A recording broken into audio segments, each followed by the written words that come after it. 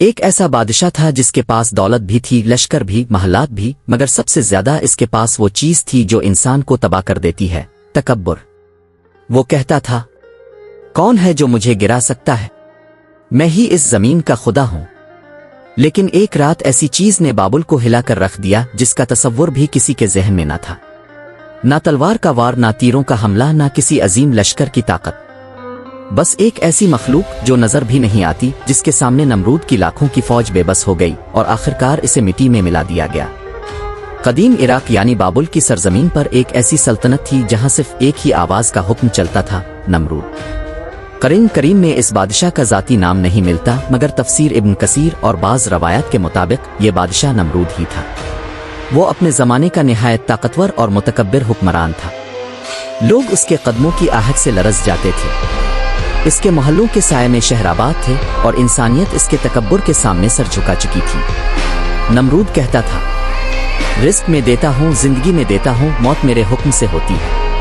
وہ صرف بادشاہ نہیں تھا بلکہ خود کو رب کہتا تھا۔ ایک دن نمرود کے پاس ایک نجومی آیا اور اس نے خبر دی کہ ایک ایسا بچہ پیدا ہونے والا ہے جو تیری حکومت اور تیرے خدا ہونے کے دعوے کو توڑ دے گا۔ یہ سن کر نمرود کا چہرہ زرد پڑ گیا۔ اس نے حکم دیا کہ اب کوئی بچہ پیدا نہ ہونے پائے اور جو بھی پیدا ہو اسے قتل کر دیا جائے۔ گلیوں میں فریادیں بلند ہو گئیں، ماؤں کی آنکھوں سے آنسو بہنے لگے اور ظلم کے قدم خون میں ڈوب گئے۔ لیکن جسے اللہ بچانا چاہے اس کے لیے وہ تمام دروازے بند کر کے ایک خاص دروازہ کھول دیتا ہے۔ حضرت ابراہیم علیہ السلام کی والدہ نے ایک پہاڑی غار میں پناہ لی۔ چاروں طرف گہری خاموشی تھی۔ پھر اچانک ایک نور پھیلا، ایسی روشنی جو خاموشی کو اپنی لہروں میں سمیٹتی چلی گئی، اور حضرت ابراہیم علیہ السلام کی ولادت ہوئی۔ ان کی پرورش غار کے اندھیروں میں خاموشی سے ہوتی رہی، جبکہ باہر ظلم کا اندھیرا پوری فضا کو نگل رہا تھا۔ اندر اللہ ایک ایسی روشنی تیار کر رہا تھا جو آنے والے زمانوں کی تقدیر بدلنے والی تھی۔ غار سے نکلتے ہی حضرت ابراہیم علیہ السلام نے اپنے ارد گرد کی دنیا کو دیکھا۔ ستارے، چاند، سورج، سب ایک نظم کے تحت چل رہے تھے۔ یہیں سے ان کے سفر کا آغاز ہوا۔ قرآن کے مطابق حضرت ابراہیم علیہ السلام کے والد کا نام آزر تھا، جو بت بنانے والے ایک مشہور کارخانے کے سربراہ تھے۔ حضرت ابراہیم علیہ السلام کی پرورش ایک بت پرست گھرانے میں ہوئی، مگر وہ ہر چیز پر غور کرتے۔ ان کی زبان پر ہمیشہ ایک سوال رہتا، حق کیا ہے اور کون ہے جو میرے دل میں یہ سوچ پیدا کر رہا ہے؟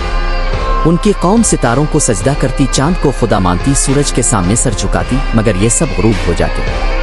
حضرت ابراہیم علیہ السلام کا دل گواہی دیتا کہ جو فنا ہو جائے وہ خدا نہیں ہو سکتا۔ ایک دن انہوں نے اپنی قوم سے پوچھا، کیا یہ پتھر تمہیں سن سکتے ہیں؟ قوم ہنس پڑی اور کہا، یہ ہمارے آباء و اجداد کے مانے ہوئے معبود ہیں۔ حضرت ابراہیم علیہ السلام نے فرمایا، یہ نہ تمہیں فائدہ دے سکتے ہیں نہ نقصان، پھر بھی تم ان کی عبادت کرتے ہو۔ قوم غضبناک ہو گئی، مگر حضرت ابراہیم علیہ السلام کا مقصد صرف توحید تھا۔ ایک دن جب پوری قوم میلے پر گئی اور شہر خالی ہو گیا تو حضرت ابراہیم علیہ السلام عبادت گاہ میں داخل ہوئے۔ وہاں خاموشی تھی اور پتھروں کا بوجھ صدیوں سے لوگوں کے کندھوں پر تھا۔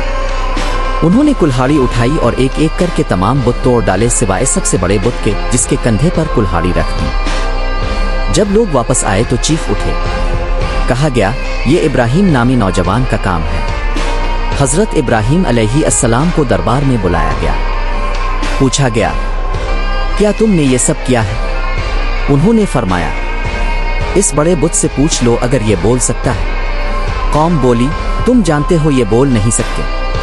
حضرت ابراہیم علیہ السلام نے فرمایا، جب تم جانتے ہو کہ یہ نہ بول سکتے ہیں، نہ چل سکتے ہیں، نہ فائدہ دے سکتے ہیں، تو پھر انہیں خدا کیوں مانتے ہو؟ یہ بات نمرود کے محل تک پہنچ گئی۔ حضرت ابراہیم علیہ السلام کو نمرود کے دربار میں پیش کیا گیا۔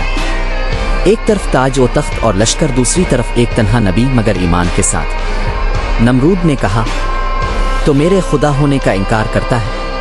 حضرت ابراہیم علیہ السلام نے فرمایا، میرا رب وہ ہے جو زندگی دیتا ہے اور موت دیتا ہے۔ نمرود نے دو قیدی بلوائے، ایک کو چھوڑ دیا اور دوسرے کو قتل کرا دیا اور بولا، دیکھو میں بھی زندگی اور موت دیتا ہوں۔ حضرت ابراہیم علیہ السلام نے فرمایا، میرا رب سورج کو مشرق سے نکالتا ہے، اگر تو خدا ہے تو اسے مغرب سے نکال دے۔ دربار پر خاموشی چھا گئی۔ نمرود لاجواب ہو گیا۔ نمرود نے حکم دیا کہ حضرت ابراہیم علیہ السلام کو آگ میں ڈال دیا جائے۔ ایسی آگ جلائی گئی جو آسمان کو چھونے لگی۔ حضرت ابراہیم علیہ السلام کو منجنیق سے آگ میں پھینک دیا گیا۔ تب اللہ کا حکم آیا، اے آگ، ابراہیم پر ٹھنڈی اور سلامتی والی ہو جا۔ آگ نے جلانا چھوڑ دیا۔